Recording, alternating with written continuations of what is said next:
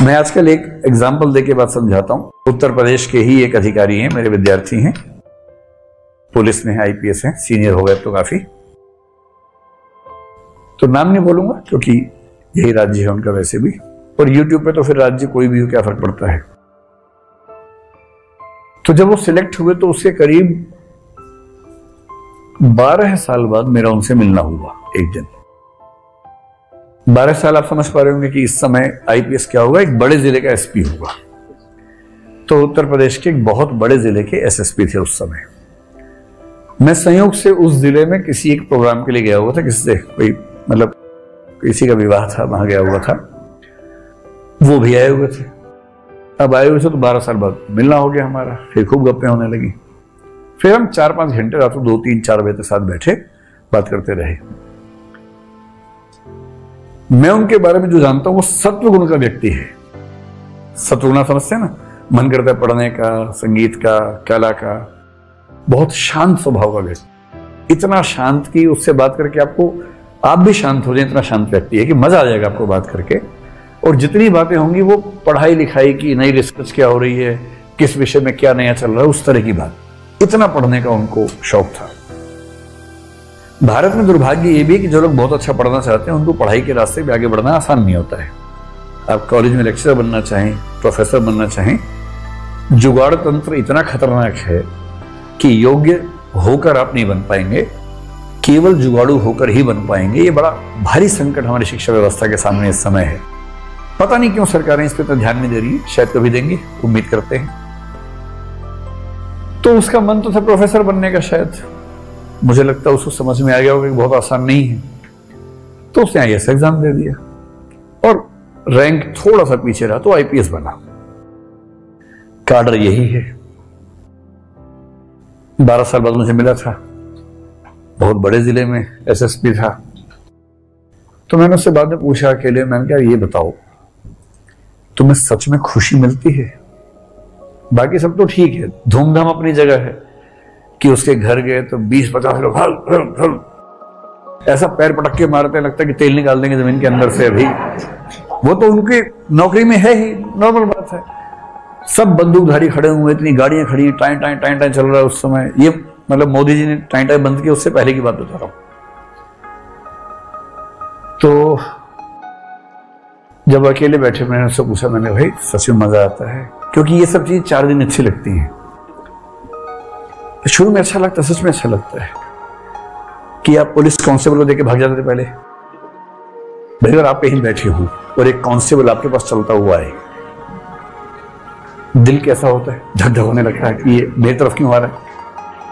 और वाकई तरह पूछे भाई टाइम क्या हुआ है, आपने भाई साहब वहीं से पूछ लेते ना दूर से, इतनी देर में क्या क्या हो गया मेरे साथ आपको अंदाजा नहीं है, पूरा केमिकल चेंजेस आ गए मेरे अंदर इतनी देर में। तो ऐसे मत किया करो यार, दूर से पूछ लिया करो।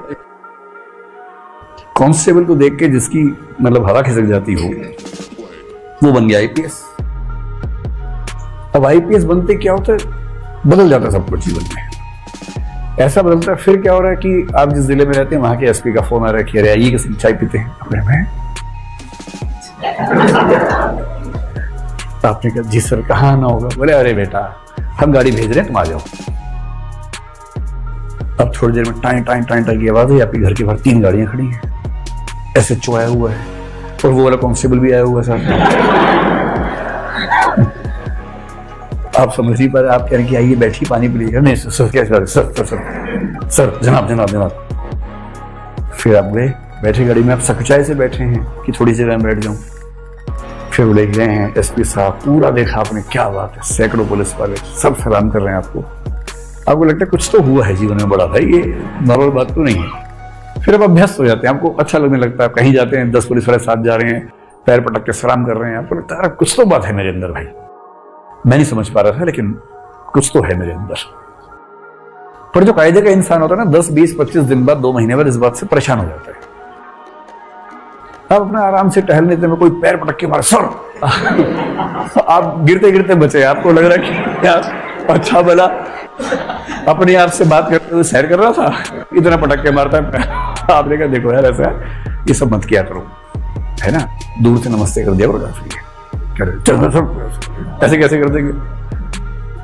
तो जो सत्व गुण वाला व्यक्ति उसको अच्छा नहीं लगता है सब, रजस वाले को अच्छा लगता है कि थोड़ा और जोर से पटको पैर, जोर से बोलो सर, थोड़ा आवाज ऊंची बोलो सर, ऐसे सबको ट्रेनिंग दो। और जैसे हम शाम को आएंगे सब लाइन में खड़े होकर सर करना है, पैर पटक के, ठीक है। तब इस व्यक्ति को तो वो सब शौक था नहीं। तो इस व्यक्ति का विषय था यूपीएससी में हिंदी साहित्य, बैकग्राउंड भी थी उसकी। हिंदी साहित्य में एक उपन्यास है बहुत प्रसिद्ध, गोदान। उस गोदान में लखनऊ का भी जिक्र है, थोड़ा सा है, आसपास किसी जिले के बारे में है। प्रेमचंद बड़े खतरनाक लेखक थे, तो उन्होंने कहा कि ये जो कहानी है 2 गांवों की कहानी है, और साथ में कहते हैं सेमरी और बेलारी 2 गांव का नाम बताया। सेमरी और बेलारी अवध प्रांत के 2 गांव हैं, जिले का नाम बताने की जरूरत नहीं। ये वाक्य आता है, जिले का नाम बताने की जरूरत नहीं। फिर क्या मतलब, इसका भाव ये है कि कोई भी जिला सोच लो यार, सभी जैसे हैं आसपास के, कोई जिला सोच लो, कोई किसान सोच लो, उसमें एक किसान है होरी। होरी, हाँ, होरी की पत्नी का नाम धनिया है, पुदीना नहीं, धनिया है ना।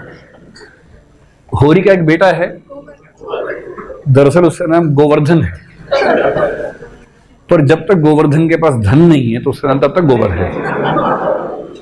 इसी जब वो लखनऊ के अमीर बन गया तो लोग उसे गोवर्धन भैया कहने लग गए, तो भैया भी बाद में लगा और धन भी बाद में लगा। जब तक बेचारा गांव में था, फुकरा घूम रहा था, उसका नाम था गोबर। गोबर था, गोबर हो गया था नाम। ऐसा ही होता है, गरीबों के नाम ऐसे ही होते हैं। अब होरी बेचारा इतना परेशान है, बार बार फंस जाता है, उधार लेता है, गाय खरीदी किसी तरह से, किसी ने जहर दे के मार दिया, बार बार उधार, फिर लगान चुकाना है, ब्याज चुकाना है, करते करते स्ट्रगल करते करते अंत में मर गया, क्योंकि चौतरफा शोषण ने उसकी जिंदगी को सोख लिया, छीन लिया उससे। और प्रेमचंद की चिंता यह है कि उस समय के लगभग हर किसान की अवध प्रांत में ऐसी हालत थी। तो वापस लौटिए इस आईपीएस के पास। तो मैंने उससे पूछा, मैंने कहा भाई तुम्हें अच्छा लगता है या किसी तरह से घसीट रहे हो, ढो रहे हो? तो उसने एक ऐसा वाक्य बोला जिससे हिला दिया मुझे। तब से मैं सारे बच्चों को जब वो इंटरव्यू देते हैं उससे मैं उनको ये वाक्य बताता हूं, बिना उसका नाम बताए। उसने कहा सर नौकरी ठीक ही है, कोई दिक्कत वाली बात नहीं है, ठीक ही चल रही है, बस संतोष एक ही बात का है कि हर सप्ताह एक ना एक होरी की जिंदगी बचा लेता हूं। अभी सोच के देखिए,